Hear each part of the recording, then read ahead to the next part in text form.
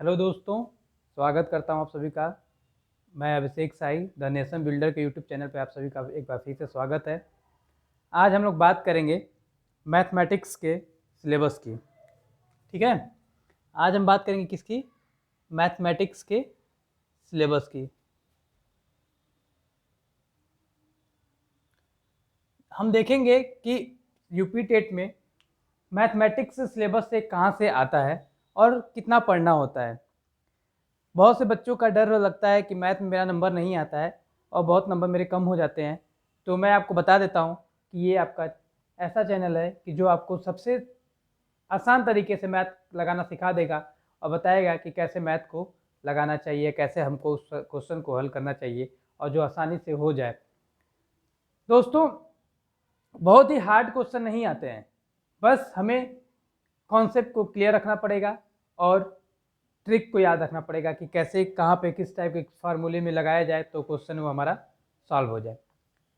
तो दोस्तों, हम बात करते हैं मैथ के सिलेबस की यूपी टेट में। तो हम सिलेबस को क्या करते हैं कि 4 सेक्शन में बांट देते हैं। हम अपने अकॉर्डिंग बता रहे हैं कि उस सेक्शन को 4 हिस्से में बांट देते हैं। पहला है सेक्शन ए। सेक्शन ए, ठीक। फिर दूसरा हम बना लेते हैं सेक्शन बी। तीसरा है सेक्शन सी और चौथा है सेक्शन डी। ठीक है, ये हम अपने हिसाब से इसको सिलेबस को क्या करते हैं, डिफाइन कर लेते हैं कि किस सेक्शन में कितना, किस सेक्शन में कितना, किस सेक्शन में कितना, किस सेक्शन में कितना पढ़ेंगे कि हमारा नंबर पूरा कवर हो जाए। सेक्शन ए को हम ट्रेडिशनल मैथमेटिक्स का नाम दे देते हैं। सेक्शन ए को हम लोग ट्रेडिशनल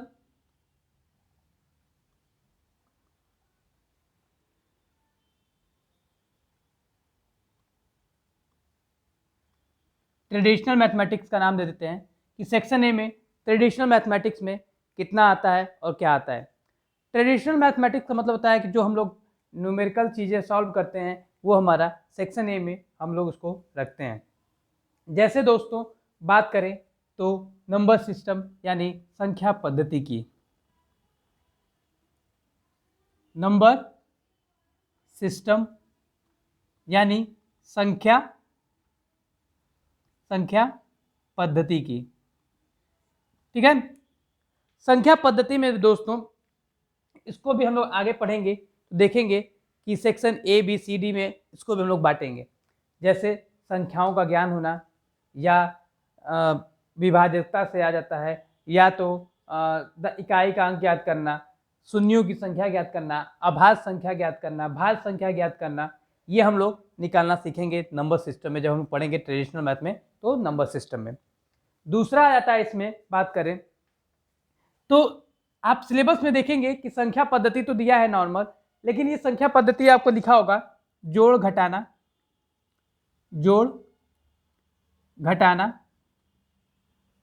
गुणा और भाग करके। लेकिन अगर इतना आसान होता, ये जोड़ घटाना गुणा भाग करके आता, इतना आसान होता, फिर पढ़ने की जरूरत नहीं पड़ती। लेकिन ये है नंबर सिस्टम संख्या पद्धति का। लेकिन इसमें क्वेश्चन पूछता है कि सबसे छोटी अभाज्य संख्या कौन सी है। ठीक है, सबसे छोटी अभाज्य संख्या कौन सी है, इसमें से यहाँ से ऐसे क्वेश्चन बनते हैं। पूछ देता है कि इकाई का अंक ज्ञात कीजिए, पूछ देता है इसमें अभाज्य गुणनखंड ज्ञात कीजिए। तो हमें नंबर सिस्टम बहुत ध्यान से पढ़ना है, क्योंकि नंबर सिस्टम से बहुत ज़्यादा क्वेश्चन आते हैं, तो 5 नंबर के क्वेश्चन जरूर ही आते हैं। तो ये टॉपिक हम लोग जरूर कवर करेंगे और अच्छे से कवर करेंगे, और बहुत ही इजी टॉपिक होता है, इसलिए इस नंबर को हम लोग ज़्यादा से ज़्यादा प्राप्त करने की कोशिश करेंगे। ठीक है, फिर आता है जिसको हम लोग कहते हैं लघुत्तम, लस एवं मस। ठीक है, लघुत्तम समापवर्त और महत्तम समापवर्तक। ठीक है, लघुत्तम समापवर्त और महत्तम समापवर्तक। ठीक है, इसको हम लोग कहते हैं लसा और मस। फिर आता है हम लोग तीसरा बात करें तो तीसरा है जो वो है आपका भिन्न। भिन्न से आता है भिन्न का जोड़, घटाना, गुणा और भाग। देखिए पढ़ने के लिए इसमें बहुत कुछ है, लेकिन सबसे बेसिक चीजें हैं कि इसमें पूछ देता है कि कौन सी भिन्न सबसे बड़ी होगी, कौन सी भिन्न सबसे छोटी होगी। इस टाइप के भी क्वेश्चन आपको देखने को यहाँ से मिलते हैं। फिर चौथा आता है दशमलव। चौथा क्या है? दशमलव। दशमलव से ही क्वेश्चन बनते हैं। दशमलव का जोड़, घटाना, गुणा और भाग। देखिए दोस्तों, देखिए ये है बहुत इजी लिखा हुआ है कि न्यूमेरिकल नंबर सिस्टम से जैसे पूछ देगा कि जोड़, घटाना, गुणा, भाग। देखिए लिखा हुआ बहुत आसान है, लेकिन थोड़ा सा इसमें क्वेश्चन पूछता है थोड़ा सा घुमा के, ठीक है। कि जैसे मान लीजिए पूछ देगा आपको कि सबसे छोटी अभाज्य संख्या, सबसे छोटी सम संख्या, विषम संख्या, इस टाइप के, या अंकों का योग कितना होगा, अंकों का गुणनफल कितना होगा, इकाई का अंक कितना होगा, ठीक है। अभाज्य संख्या कौन सी होगी, अभाज्य गुणनखंड कितने होंगे, भाज्य गुणनखंड कितने होंगे, इस टाइप के क्वेश्चन बनते हैं। लेकिन ये इसीलिए बोल रहे हैं 5 नंबर बहुत इंपॉर्टेंट है, थोड़ा सा इसको अच्छे से पढ़ेंगे आ जाएगा। फिर आता है लसम मसा। लसम मसा से एक क्वेश्चन आएगा, बहुत इजी होता है। फिर आता है हमारा भिन्न, जोड़, घटाना, गुणा, भाग से भिन्न पूछ देता है कि कौन सी भिन्न सबसे बड़ी होगी, कौन सी भिन्न सबसे छोटी होगी, या पूछ देता है कि डिसेंडिंग ऑर्डर में या असेंडिंग ऑर्डर में इसको लगाइए, बढ़ते क्रम में, घटते क्रम में। फिर पूछता है दशमलव, जोड़, घटाना, गुणा, भाग, दशमलव का जोड़, घटाना, गुणा, भाग। फिर इसमें पांचवा आता है ऐकिक नियम, जिसको हम लोग कहते हैं यूनिटरी मेथड। ऐकिक नियम सबसे आसान होता है, ऐकिक नियम, ठीक। जैसे पूछ देता है 5 आम का दाम 10 रुपये है तो 15 आम का दाम कितना होगा, इसे कहते हैं unitary method. Unitary method direct नहीं पूछता है, लेकिन अप्लाई करना रहता है, और ये बहुत आसान क्वेश्चन होते हैं कि ये कहाँ पे अप्लाई होते हैं। फिर आता है आपका ऐकिक नियम के बाद प्रतिशत। प्रतिशत टॉपिक आता है। फिर आता है आपका लाभ हानि। सातवां है लाभ हानि। और आठवां है आपका, आठवां है साधारण ब्याज। साधारण ब्याज।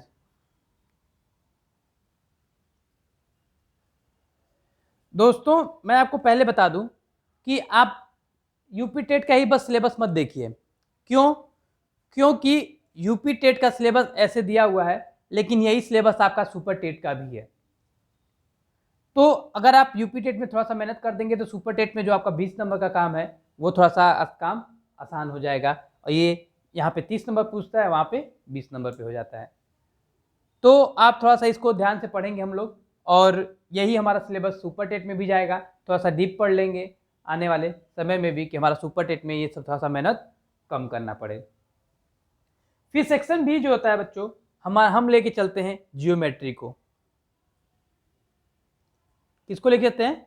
जियोमेट्री को, जिसको हम लोग कहते हैं ज्यामिति। ज्यामिति। यहां से भी आपका 5 से 6 क्वेश्चन देखने को मिला है, और सबसे कम क्वेश्चन मिला है आपका देखने को सन 2011 के पेपर में यूपी टेट के।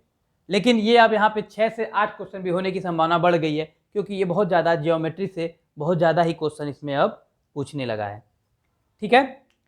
तो हम लोग जियोमेट्री को देखते हैं क्या क्या पूछता है। तो जियोमेट्री में पूछता है, बात करें तो रेखा, रेखा, कोण, त्रिभुज, त्रिभुज, बात करें तो पृष्ठ, ठीक, बात करें तो वृत्त, ठीक, इसी में बात करें तो बहुभुज, पॉलीगन से भी पूछता है। और ये क्वेश्चन तो बहुभुज से मैंने देखा है दोस्तों कि इस समय बहुभुज से एक क्वेश्चन तो जरूर पूछ रहा है, पॉलीगन से, ठीक है। फिर पूछता है इसमें घन के बारे में, घनाभ के बारे में, घन और घनाभ के बारे में, ठीक है। फिर पूछता है मापन, मापन, तौल, ठीक है, धारिता, कन्वर्ट करने के लिए दे देता है, केजी को ग्राम में, ग्राम को केजी में, मिलीग्राम में, सेंटीग्राम में चेंज करने के लिए। तो मापन, तौल और धारिता को भी हम लोग देखेंगे। इसमें लंबाई भी आ जाती है, लंबाई, ठीक है। फिर अगली बात करते हैं, तो इसमें आ जाता है परिमिति। परिमिति मतलब परिमाप, परिमिति मतलब परिमाप। किसका परिमाप पूछ सकता है? त्रिभुज का, आयत का, त्रिभुज का, त्रिभुज, आयत, वर्ग, ठीक है, चतुर्भुज, चतुर्भुज। परिमिति से भी क्वेश्चन पूछता है। फिर बन जाता है आपका, यही मापन से ही बोल देते हैं, आपका बन जाता है आयतन। आयतन के क्वेश्चन बनते हैं। वो आयतन के क्वेश्चन किस में बन जाएंगे? वो आयतन बन जाएगा घन और घनाभ का, घन और घनाभ का, ठीक है। तो ये जो आपका है, ये घन घनाभ, इसमें भी ये आप दोनों सिलेबस का आ जाएगा, आपका एक हो जाएगा, ठीक है। फिर बात आती है, तो इसमें आ जाता है आपका क्षेत्रमिति, क्षेत्रफल। क्या आ जाता है? क्षेत्रफल। और किसका क्षेत्रफल? आयत और वर्ग का, आयत और वर्ग के क्षेत्रफल से क्वेश्चन इसमें बनते हैं। तो ये था आपका सेक्शन बी। दोस्तों सेक्शन ए जो था हमारा अंकगणितीय था, जिसमें नंबर सिस्टम से आता है, लसम मसर से आता है, भिन्न से आता है, दशमलव से आता है, ऐकिक नियम से आता है, प्रतिशत से आता है, लाभ हानि से आता है, साधारण व्यास से आता है। जियोमेट्री देखें, सेक्शन बी को हम लोग लिया है जियोमेट्री। तो रेखा, कोण, त्रिभुज, पृष्ठ, वृत्त। फिर बहुभुज से क्वेश्चन हमेशा एक साल पूछे हुए हैं, एक नंबर के क्वेश्चन पूछे हुए हैं इसमें बहुभुज से। घन घनाभ से पूछा हुआ है। मापन, तौल, धारिता, लंबाई से पूछा हुआ है। परिमिति मतलब परिमाप से पूछा है, किसका? त्रिभुज, आयत, वर्ग, चतुर्भुज का परिमाप निकालने के लिए पूछ देता है। आयतन से पूछता है, घन घनाभ, क्षेत्रफल, आयत और वर्ग से। दोस्तों देखिए ये टॉपिक बहुत आसान होता है, बस इसमें होता क्या है कि फार्मूला आपको याद है तो आप उसको सॉल्व कर सकते हैं, लगा सकते हैं, हल कर सकते हैं। बस इसके में पूछने का तरीका बदल देता है। किसी खेत की लंबाई दे देता है, चौड़ाई दे देता है, उसका क्षेत्रफल ज्ञात कीजिए, इसके चारों तरफ तार लगाने का कितना रुपए खर्च आएगा, इतने रुपए प्रति मीटर के हिसाब से। तो इसमें ऐसे क्वेश्चन बनते हैं, ठीक है। सेक्शन सी में बात करें बच्चों, तो सेक्शन सी में हम बात करते हैं, तो इसमें आ जाता है स्टैटिक्स। तो हम इसको मिटा देते हैं सेक्शन बी वाला। चाहे तो पहले सेक्शन बी का आप क्या कीजिए कि आप स्क्रीनशॉट ले सकते हैं कि क्या क्या आपका सिलेबस में है। फिर हम लोग बात करते हैं सेक्शन सी और सेक्शन डी की। तो ज़्यादातर क्वेश्चन आपके यहाँ से बन जाएंगे, और ये दोनों सेक्शन आपका मिलके हो जाता है, सेक्शन ए और सेक्शन बी मिला के बना देंगे आपके लगभग 20 से 22 नंबर। ये दोनों सेक्शन मिलके आपके बना देंगे, सेक्शन ए और सेक्शन बी मिलके बना देंगे 20 से 22 नंबर, ठीक है। सेक्शन सी और सेक्शन डी सिर्फ आपका थोड़ा सा आसान हो जाता है, तो उसको हम लोग देखेंगे फिर, ठीक है। तो इसका आप लोग स्क्रीनशॉट ले लीजिए, फिर हम लोग सेक्शन सी और सेक्शन डी की बात करेंगे। आशा करता हूं कि आप लोग स्क्रीनशॉट ले लिए होंगे। अब हम लोग आगे बढ़ते हैं।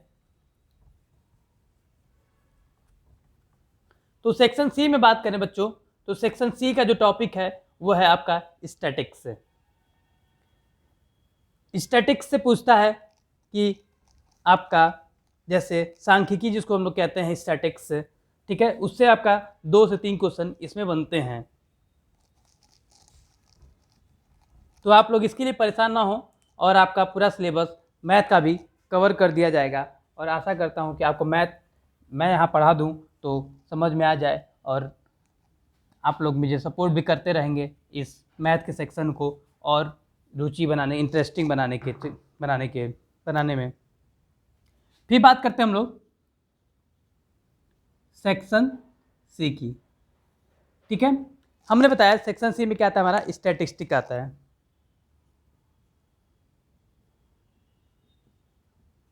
क्या आता है? स्टैटिस्टिक आता है, ठीक है। जैसे स्टैटिस्टिक्स में क्या आ जाता है बाबू? सांख्यिकी जिसको कहते हैं, इसमें आ जाता है आंकड़े। आंकड़े संबंधित क्वेश्चन पूछते हैं, आंकड़े से, जैसे माध्य, माध्यिका, बहुलक, इस टाइप का क्वेश्चन पूछता है आंकड़े से, ठीक है। फिर पूछ सकता है समय सारणी से, समय सारणी से, ठीक है, समय सारणी से और आंकड़ों का प्रस्तुतिकरण से, आंकड़ों का प्रस्तुतिकरण कि आंकड़ों को कैसे प्रस्तुत करना है, ठीक है, इससे पूछ देता है। और सेक्शन डी जो है आपका बच्चों वो दिया नहीं है, आपके सिलेबस में दिया नहीं है, लेकिन सेक्शन डी से मैंने क्वेश्चन देखा है, हर बार आया है। अलजेब्रा, इससे क्वेश्चन हर बार 1 से 2 क्वेश्चन आए हुए हैं, लेकिन सेक्शन डी इसमें अलजेब्रा लिख के रखा नहीं है कहीं भी कि अलजेब्रा से क्वेश्चन आएगा, लेकिन हमेशा हर बार क्वेश्चन 1 में 2 क्वेश्चन आते ही आते हैं। तो अलजेब्रा हम लोग इसमें जैसे a+b का होल स्क्वायर के फार्मूले पे कैसे होता है, इस टाइप के क्वेश्चन इसमें आते हैं। कौन सा पूछ देता है कि इसका खंड गुणनखंड कीजिए क्या होगा, इस टाइप के भी क्वेश्चन बनते हैं। तो सेक्शन सी और सेक्शन डी में बस इतना ही था, इसमें से आपको 2 क्वेश्चन मिलते हैं और इसमें से आपको 1 से 2 क्वेश्चन मिलते हैं, लगभग 4 क्वेश्चन यहाँ से आपके आते हैं। आशा करता हूँ कि मैथ का सिलेबस आपको समझ में आया होगा कि हमारे मैथ में कहाँ से क्वेश्चन बनते हैं, और आप एक बार मिला लीजिएगा कि कहीं कोई सिलेबस में छूट तो नहीं गया है, और हमें कमेंट बॉक्स में लिख के कमेंट कर दीजिएगा ताकि हम इसमें आपको मेंशन कर देंगे और ये सारी चीज़ें आपको टाइम टू टाइम अपडेट कर दी जाएगी और आपको पढ़ाया जाए। और आशा करता हूँ कि 27 नवंबर तक आपका ये सिलेबस कंप्लीट कर दिया जाएगा और साथ में प्रैक्टिस भी कराया जाएगा, और आप 28 नवंबर को जो पेपर दे के आएंगे तो कहेंगे कि हाँ सर आपके एक कोचिंग संस्था से या आपके पढ़ाए हुए में से कुछ न कुछ आए हुए हैं। कुछ न कुछ का मतलब कि 120 प्लस में आपका आया हुआ है। हम 1-2 नंबर की बात नहीं कर रहे हैं, कुछ न कुछ का मतलब होता है टारगेट बैच में 120 से प्लस, 120 प्लस सभी का होना चाहिए। जितने बच्चे हमारे देख रहे हैं वो सबके 120 प्लस इसमें होने चाहिए अगर वो यूपी टेट का पेपर फॉर्म भर रहे हैं। और आपको बता दूं कि ये जो आपके पेपर हैं, मैथ का जो सिलेबस है, लगभग कुछ हर एग्ज़ाम के सिलेबस इसी प्रकार के होते हैं, और आप चाहें तो ये भी सिलेबस आप लोग फॉलो कर सकते हैं और आपके जो टॉपिक में आएगा वो टॉपिक आप लोग इससे यहाँ से पढ़ सकते हैं। तो आज के लिए सिलेबस के पीछे चर्चा थी।